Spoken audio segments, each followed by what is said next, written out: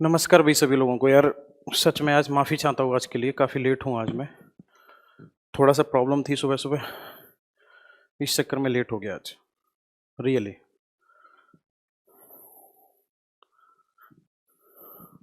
और प्रॉब्लम क्या थी, बस वही प्रॉब्लम है। ये पूरी वाटर लाइन जो है वही यमुना वाली पाइपलाइन, कब पता नहीं पानी आना बंद हो जाए। पूरे दिन क्लासेस होती हैं, ऐसा भी नहीं हो सकता था कि भाई बिना नहाए धोए ऐसे ही चले उठ के चले आओ। इसी चक्कर में पहले मैंने 15 मिनट टाइम और आपका आगे बढ़वाया, वो भी क्लैश हो गया टाइम, एटलीस्ट आ ही गया। आज के दिन के लिए माफ़ी चाहता हूँ, कभी कभी ऐसा हो जाता है यार। बाकी तुम्हें बताए,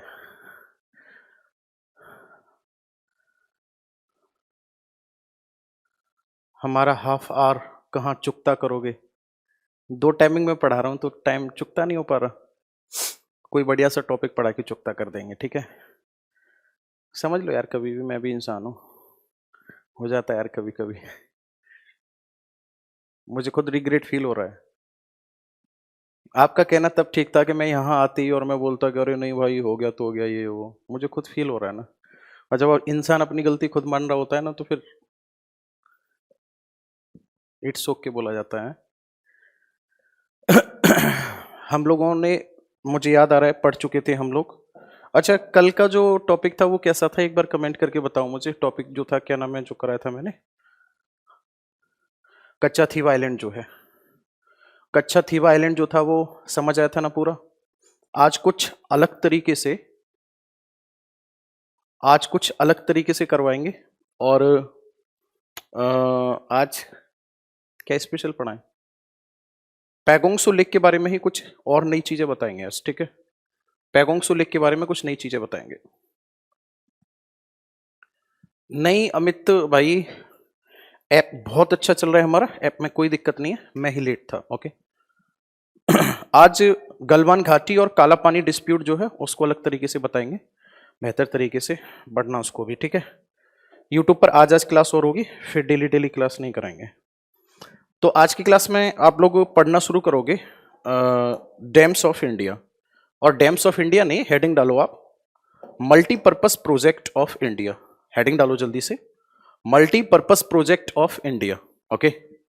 multipurpose project of India, Hindi में कहा जाएगा इसी को भारत की multiple river project of India, Bharat की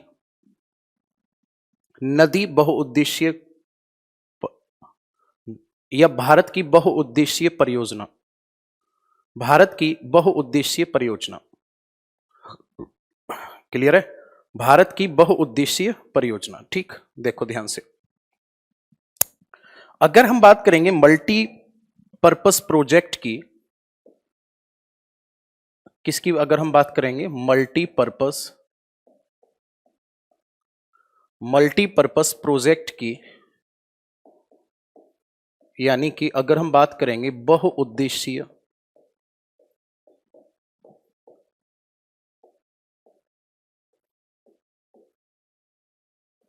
अगर हम बात करेंगे बहुउद्देशीय परियोजना की, तो जो बहुउद्देशीय परियोजना है इसके बारे में अगर हम बात करेंगे तो पहला पॉइंट यही होगा कि इनकी शुरुआत किस पर की जाती है और क्यों की जाती है, ओके। तो ध्यान से सुनना मेरी बात को, इसकी शुरुआत करने के पीछे कारण क्या होता है। आपका आंसर होगा start for number of advantage, start for number of advantage, यानी कि इसको शुरू करने के पीछे, इसके शुरू करने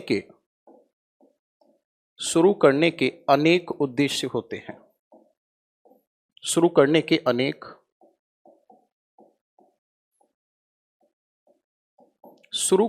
अनेक उद्देश्य होते हैं।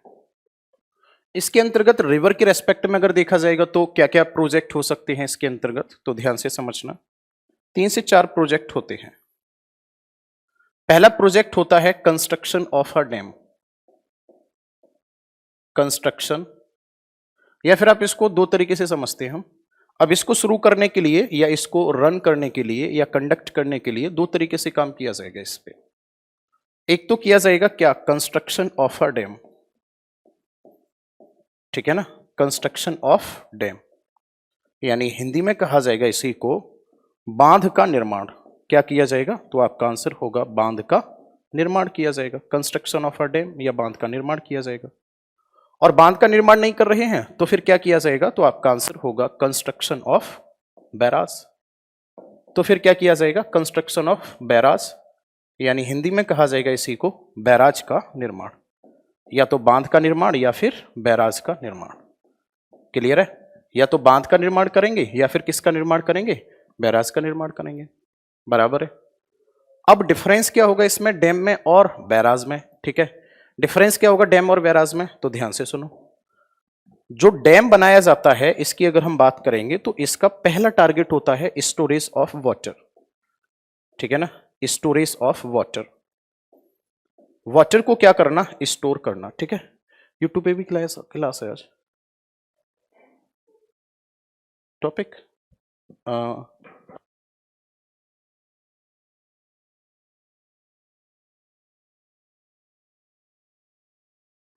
हाँ जी, एक तो construction of storage of water, यानी क्या करना है हमें? जैसे एक नदी है और जब ये नदी बहेगी तो इस नदी, मानकर चलो ये नदी बह रही है, तो यहां पे क्या कर दिया गया भाई साहब? इस नदी में यहां पे डैम का फॉर्मेशन कर दिया गया, यहां गेट लगा दिए गए और यहीं साइड में कहीं भी रिजर्वॉयर बना लिया गया। यहां पे पानी रोक के इस रिजर्वॉयर के अंदर क्या किया जाएगा? इसको स्टोर किया जाएगा। Storage of water. उसके बाद फिर क्या करना? इस वाटर से हाइड्रो इलेक्ट्रिसिटी, उसके बाद फिर हाइड्रो इलेक्ट्रिसिटी प्रोडक्शन, उसके बाद और क्या करना? तो आपका आंसर होगा और जल विद्युत उत्पादन करना। बराबर है, जल विद्युत उत्पादन करना। इसके बाद फिर और क्या करना? इसी वाटर को फिर क्या करना? अरेंजमेंट ऑफ ड्रिंकिंग वाटर, यहीं पे लिख देता हूं मैं, ड्रिंकिंग वाटर, यानी कि पीने का पानी जो है उसका अरेंजमेंट करना। अब बैराज में क्या किया जाता है? देखो मेरी बात को ध्यान से सुनो। डैम का प्रोसेस क्या होता है? पहले क्या किया आपने? सर्वप्रथम क्या किया आपने भाई साहब? सर्वप्रथम यानी कि सबसे पहले, फर्स्ट ऑफ ऑल क्या किया गया? वाटर को यहां पे स्टोर किया गया। वाटर को पहले क्या किया गया? बैरिकेड किया गया, उसको रोका गया। और वाटर को बैरिकेड करने के बाद फिर क्या किया गया? वाटर को सेकंड स्टेप में स्टोर कर लिया गया। इस स्टोर वाटर को किसमें यूज किया जाएगा? This store water is used in irrigation, hydro electricity production and drink as a drinking water. इसको तीन तरीके से इस्तेमाल किया जाएगा, सिंचाई में, पीने के पानी में, और किसमें? बिजली का उत्पादन करने में। तो यहां पे डैम का सीधा सीधा टारगेट एक होता है कि हमें वाटर को स्टोर करना है। हमें वाटर को क्या करना है? आपने सही सुना, स्टोर करना है। ओके। बैराज की अगर हम बात करेंगे तो बैराज का मतलब क्या होता है? बैराज का मतलब क्या होता है? बैराज में पानी को पहले रोका जाता है और रोकने के बाद वाटर को डाइवर्ट किया जाता है। जहां बैराज होगा वहां पे हाइड्रो इलेक्ट्रिसिटी का प्रोडक्शन हो या ना हो, डजंट मैटर, लेकिन जहां बैराज होगा वहां से नहर जरूर निकाली जाएगी, क्योंकि दोनों के पीछे उद्देश्य क्या है? एक के पीछे उद्देश्य है स्टोरेज ऑफ वाटर, वहीं दूसरे की तरफ, दूसरे की अगर हम बात करेंगे तो उसका उद्देश्य होता है क्या? उसका उद्देश्य होता है डाइवर्ट रिवर रूट, यानी कि नदी के मार्ग को बदलना। आगे बात समझ में? तो यहां पे क्या किया जाता है, मेरी बात को ध्यान से समझना। ये एक नदी बह रही है, यहां पे क्या किया? यहां पे एक गेट की दीवार बना दी और यहीं से फिर इसके वाटर को डाइवर्ट कर दिया। आगे बात समझ में? नदी कंटिन्यू आगे जा रही है, यहीं से एक फिर नहर का निर्माण हो गया। तो इसको आप क्या नाम दोगे? इसको आप डैम नाम दोगे या क्या नाम है, बैराज नाम दोगे? इसको आप नाम दोगे किसका? बैराज का नाम दोगे। क्यों? क्योंकि यहां पे आपने वाटर स्टोर नहीं किया है और रिवर का रूट डाइवर्ट करके उसको कैनाल में बदल दिया आपने। आगे बात समझ में? तो इसका उद्देश्य क्या होता है? इसका उद्देश्य होता है डाइवर्ट रिवर रूट, यानी कि नदी का जल, नदी मार्ग में बदलाव। और क्या करना? कंस्ट्रक्शन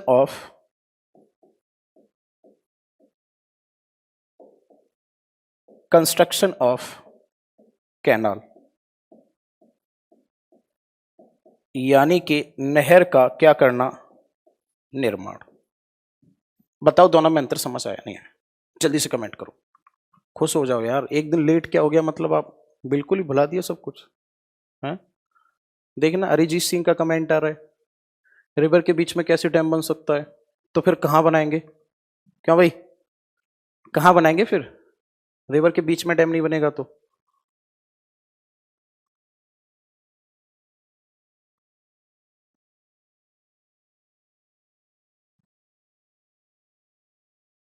क्लियर है यहां तक? चलो नेक्स्ट, इसी में लिखो अब type of dam.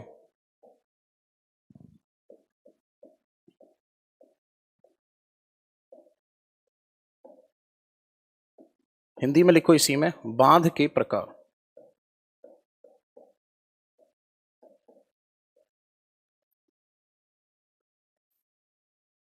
Type of dam, बांध के प्रकार।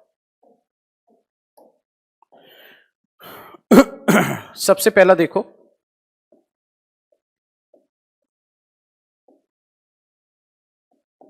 Gravity dam. हिंदी में इसी को कहा जाता है, ग्रेविटी डैम को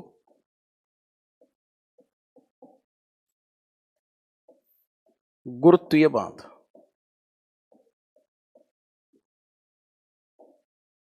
गुरुत्वीय बांध की अगर हम बात करेंगे तो इसकी क्या खासियत होती है, तो आपका आंसर होगा इसका कंस्ट्रक्शन किससे किया जाता है। ठीक है ना, कंस्ट्रक्शन मटेरियल क्या होता है, ऐसे लिखते हैं। इसमें कंस्ट्रक्शन मटेरियल क्या होता है, तो इसके अंदर कंस्ट्रक्शन मटेरियल जो होता है वो होता है कंक्रीट, कंक्रीट एंड स्टील। ठीक है ना, यानी कि इसकी अगर हम बात करेंगे तो यहां पे निर्माण वाला पदार्थ कौन कौन से होते हैं यहां पे, तो आपका आंसर होगा इसमें होता है कंक्रीट,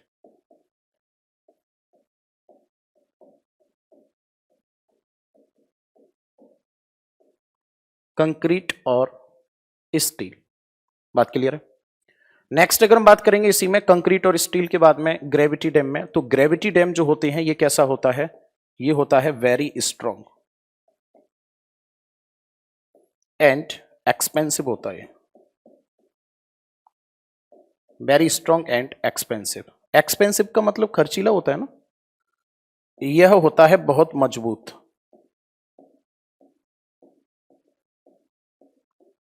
लेकिन बहुत मजबूत, लेकिन ये कैसा होता है, तो आपका आंसर होगा ये बहुत मजबूत लेकिन महंगा बनता है।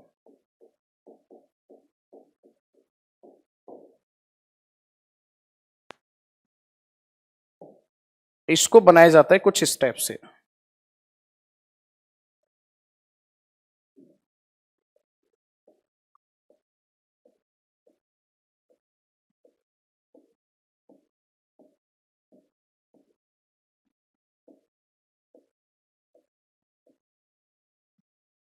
ये डैम हो गया और इसी डैम के अंदर इधर भर दिया पानी।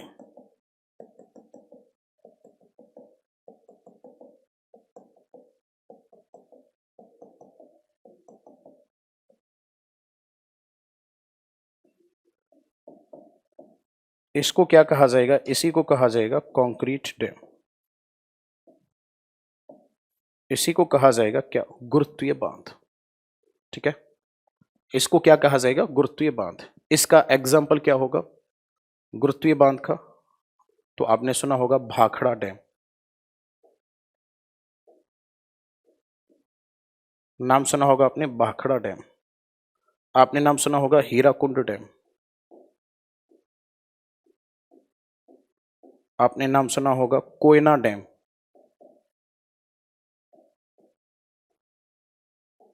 ये तीनों डैम जो है ना इसी टाइप के, नोट करो इसको जल्दी से नोट करो।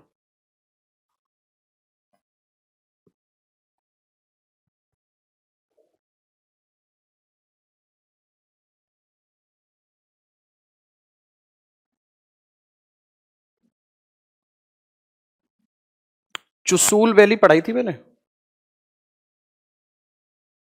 चुसूल वैली कराई आपको, आज करवाऊंगा। चुसूल घाटी, चुसूल घाटी, ओके।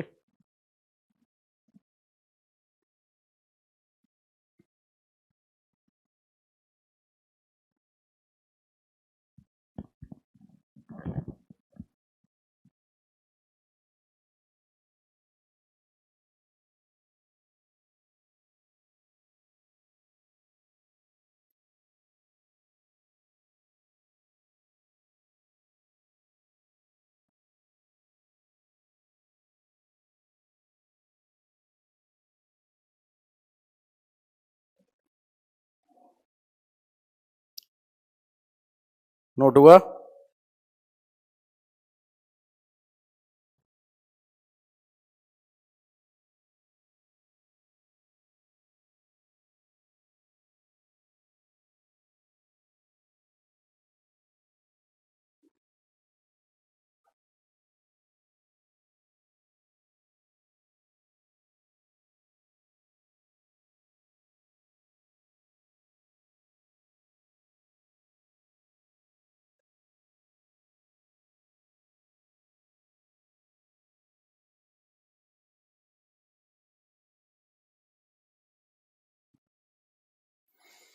आगे लिखो, सेकंड डैम का टाइप डालो, लिखो जल्दी से, arc dam. Arc dam, 1 second.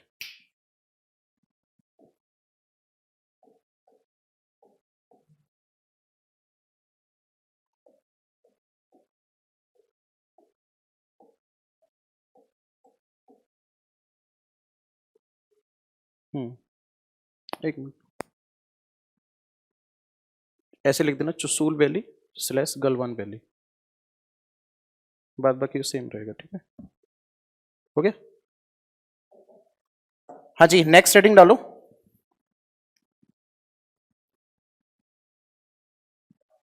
Arc dam. Arc dam. Arc dam की अगर हम बात करेंगे तो इसका मटेरियल क्या होता है, किससे बनाया जाता है? तो आपका आंसर होगा कंस्ट्रक्टेड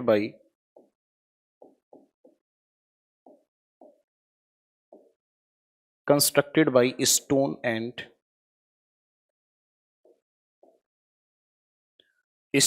एंड स्टील्स, यानी पत्थर और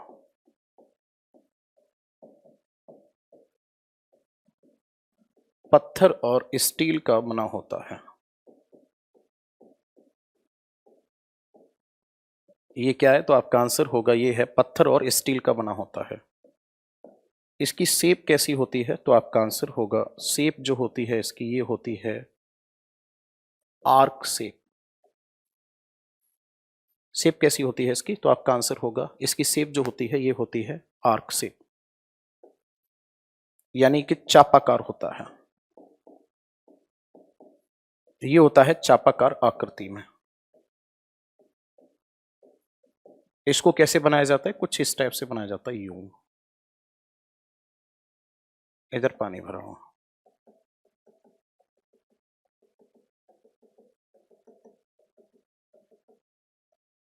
क्लियर है?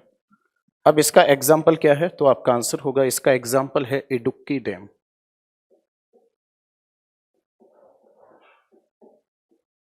इसका एग्जाम्पल क्या है? इडुक्की डैम। इडुक्की बांध जो है वो इसका उदाहरण है,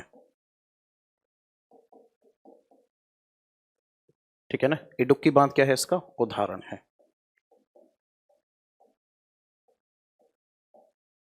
ठीक है ना? इडुक्की बांध क्या है? इसका उदाहरण है। बात क्लियर है? रेनफॉल का यूनिट सेंटीमीटर में कैसे होता है? फिर दोबारा से कमेंट आया है कि thanks for ignoring my question. भाई कौन से नशे करता है यार? इग्नोर करने के लिए थैंक यू कौन बोलता है? रेनफॉल जो होता है ना, रेनफॉल में कंडीशन होती है कि 24 घंटे में कितनी वर्षा हुई। तो उसमें एक रेन गेज नाम का एक इंस्ट्रूमेंट होता है, उसमें एक बर्तन लगा हुआ होता है और उसमें स्केल भी सेट होता है। तो वो जो स्केल होता है वो सेंटीमीटर में लिया जाता है, ठीक है? इडुक्की डैम इसका उदाहरण है। और याद रखना, भारत में एकमात्र, इसकी अगर हम बात करेंगे तो भारत में एकमात्र क्या है? भारत में एकमात्र चापाकार बांध है। भारत में एकमात्र चापाकार बांध है। इसके बाद फिर तीसरा डैम आता है जिसका नाम है रॉकफेल्डर। रॉकफेल्डर की अगर हम बात करेंगे तो इसको बनाने में किसका प्रयोग किया जाता है? तो इसको बनाने में प्रयोग किया जाता है रॉक्स प्लस सॉइल, ये rocks plus soil plus cement, ये तीन चीजों का बना हुआ होता है, ठीक है। इसका उदाहरण अगर आपसे पूछा जाता है तो इसका उदाहरण क्या होगा, तो आपका आंसर होगा, इसका उदाहरण है टिहरी डैम। इसका उदाहरण क्या है, तो आपका आंसर क्या होगा, इसका उदाहरण है टिहरी बांध, ठीक है ना। इसका उदाहरण क्या है, इसका उदाहरण है टिहरी बांध। नोट कर दो जल्दी से। आज चुसूल घाटी पढ़ाने वाले हैं, बेहतरीन एकदम, किसी ने नहीं पढ़ी वो, माइंड में आ गया मेरे में। ये चीजें मजेदार भी हैं पढ़ने की, ठीक है। और इससे उसकी भी पूर्ति हो जाएगी जो आज मैं अपनी वजह से लेट हो गया हूं। नोट हुआ यहां तक? अब चलो, अब आ जाते हैं। अब तक हमने इंट्रोडक्शन लिया है कि what is the meaning of dam, barrage and multipurpose project. Now we will discuss about how multipurpose project started in India. Okay, तो लिखो जल्दी से। In India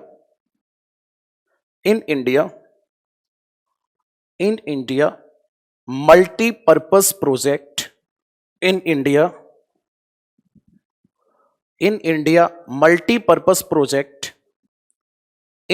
multi-purpose project was started in 1948 was started in 1948। Bharat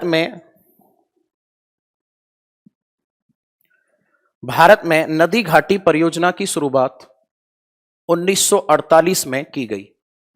Bharat में नदी घाटी परियोजना की शुरुआत 1948 में की गई। 1948 में की गई, आगे लिखो। 1948 में की गई, आगे लिखो। It was started on the basis of 1948 में की गई। एक पॉइंट और लिखो इसी में। First project of India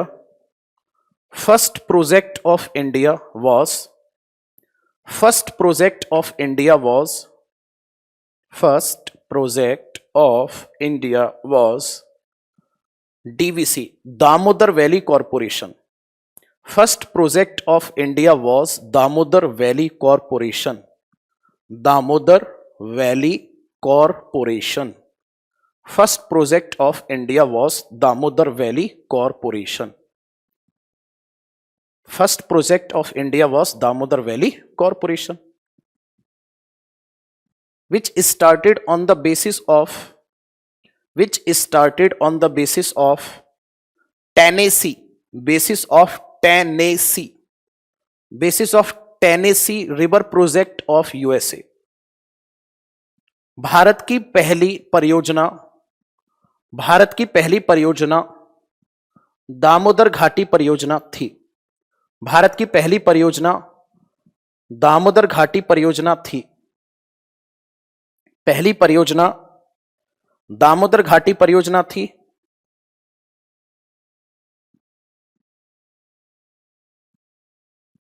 पहली परियोजना दामोदर घाटी परियोजना थी।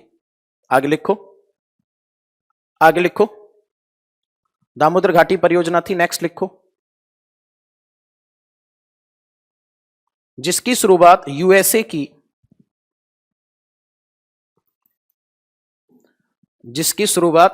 की टेनेसी घाटी परियोजना द्वारा टेनेसी घाटी परियोजना के आधार पर की गई। टेनेसी घाटी परियोजना के आधार पर की गई, ठीक है ना। टेनेसी घाटी परियोजना के आधार पर की गई।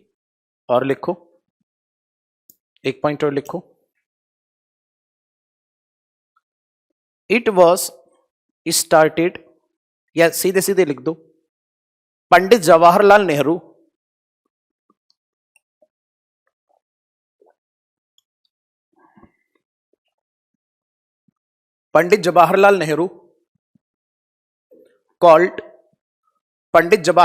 called these projects are Pandit Jawaharlal Nehru called these projects are the temple of temple के आगे इन्वर्टेड कॉमा लगा लो, temple of modern India, comma close और नीचे अंडरलाइन कर लो, temple of modern India. Pandit Jawaharlal Nehru के अनुसार, पंडित जवाहरलाल नेहरू के अनुसार यह, पंडित जवाहरलाल नेहरू के अनुसार यह आधुनिक भारत के मंदिर हैं। आधुनिक भारत या पंडित जवाहरलाल नेहरू ने इन्हें आधुनिक भारत का, पंडित जवाहरलाल नेहरू ने इन्हें आधुनिक भारत का मंदिर कहा, आधुनिक भारत का मंदिर कहा। पंडित जवाहरलाल नेहरू ने इन्हें आधुनिक भारत का मंदिर कहा, because it is very helpful in the development of modern India, development of modern India, क्योंकि यह आधुनिक भारत के विकास में, क्योंकि यह आधुनिक भारत के विकास में बहुत सहायक होंगे, बहुत सहायक हैं और होंगे। बराबर है जी। अब बताओ, मैंने आपको पूरा बता दिया व्हाट इज मल्टीपर्पज प्रोजेक्ट क्या होते हैं, डैम क्या होता है, बैराज क्या होता है, भारत में इनकी कैसे शुरुआत हुई। ओके, एक एक करके हम इनको सबको पढ़ना शुरू करेंगे। आप फर्स्ट हेडिंग डालो जल्दी से, सरदार सरोवर डैम, सरदार सरोवर डैम, क्योंकि ये है भारत का सबसे बड़ा डैम। और इसके बारे में 2 लाइन लिख दो, फिर उसके बाद में चुसूल वैली पढ़ेंगे वही यूट्यूब पर कल की तरह। आज और है, आज और पढ़ लो वहां पे, फिर कंटिन्यू आपकी क्लास में रहना ही रहना है। लिखो जल्दी से, सरदार Sarovar dam, Sardar Sarovar dam is located on Narmada river. या करा दिया ये, एक बार कमेंट करना, मुझे याद आ रहा है नर्मदा के साथ बता दिया था मैंने, शायद नर्मदा नदी के साथ ये मैंने बता दिया था, याद करो आप। क्यों भाई, सरदार सरोवर डैम तो बता दिया था ना शायद नर्मदा नदी के साथ। चलो लिख लो, कोई बात नहीं, एक साथ हो जाएंगे, लिख दो। हाँ बस वही वही मैदा पाटिकर वाला, यहां 2-3 लाइन लिख लो बस। लिखो, सरदार Sarovar dam, Sardar Sarovar dam is largest dam of India. Sardar Sarovar बांध, सरदार सरोवर बांध, सरदार सरोवर बांध, सरदार सरोवर बांध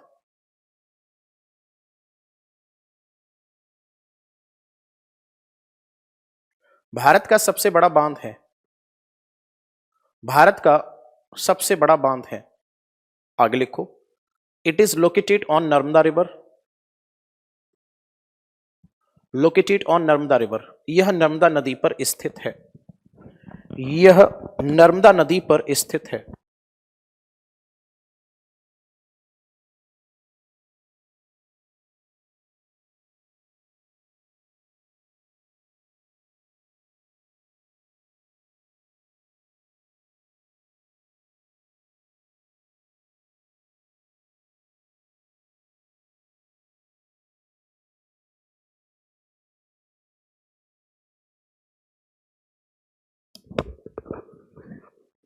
मैं कह रहा हूँ 30 मिनट के करीब मैंने क्लास करा दी है, बाकी आप वहां पे चुसूल वैली पढ़ लो कंटिन्यू, कल से तो फिर आपके बैच में रेगुलर रहना ही रहना है। ओके, और कभी कभी ऐसा होता है मैं लेट हो जाता हूँ आज कुछ ज्यादा हो गया।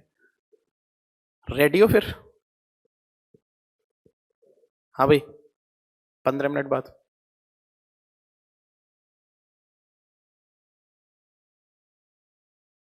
Thank you.